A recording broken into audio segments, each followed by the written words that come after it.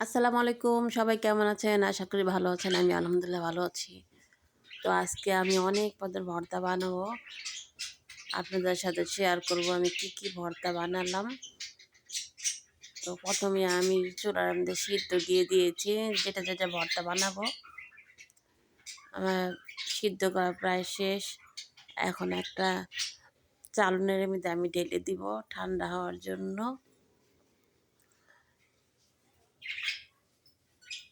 বেসিনের মধ্যে একটা চালন নিয়েছেন, ওর মধ্যে সব ঢেলে দিলাম সিদ্ধ করা ঠান্ডা হওয়ার জন্য। তারপরে আমি আলুগুলো ছিলে নিলাম।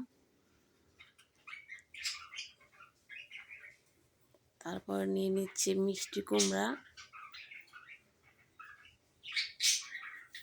মিষ্টি কুমড়া পানি থাকে একটু চিপে চিপে নিতে হয়। সবগুলো মিষ্টি কুমড়া আমি নিয়ে নিলাম। তারপর নিয়ে নিচ্ছি বেগুন। অনেক মজাদার ভর্তা, আপনারা একবার খেলে বুঝবেন। তারপর আমি শুকনো মরিচ ভেজে নিয়েছি আর অনেকগুলা পেঁয়াজ কুচি নিয়েছি। পেঁয়াজ কুচিটাকে অনেক সুন্দর করে ছোটো ছোটো করে চিকন করে কুচি করতে হবে। আর লবণ দিয়ে এখন আমি ভালো করে মরিচটাকে চটকায়ে আমি ধনিয়া পাতা কুচি দিয়ে দিলাম। দিয়ে এখন ভালো করে আমি চটকে এখন আমি বেগুন নিয়ে নিয়েছি। প্রথমেই বেগুন মধ্যে আমি দিয়ে দিচ্ছি পেঁয়াজগুলো আর একটু সরিষার তেল দিয়ে দিলাম। সরিষার তেল দিয়ে ভালো করে আমি মেখে নিব। আমার এই ভর্তাটা মাখানো শেষ।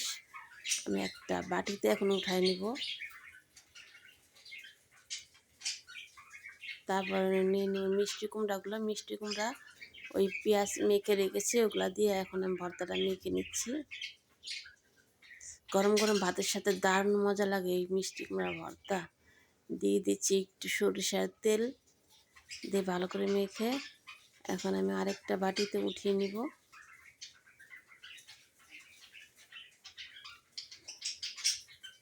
এখন সব শেষে আমি নিয়ে নিচ্ছি আলু ভর্তার মধ্যে মরিচ দিয়ে দিয়েছি। আমি মরিচ পেঁয়াজ মাখানোটা দিয়ে ভালো করে মেখে নিয়েছি।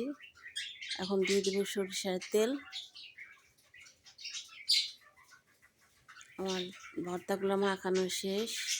দেখুন ভর্তাগুলো কেমন হয়েছে। আপনাদের কাছে ভালো লাগলে অবশ্যই কমেন্ট করে জানাবেন, আর ভালো লাগলে আপনারা বানিয়ে খাবেন। আসসালামু আলাইকুম।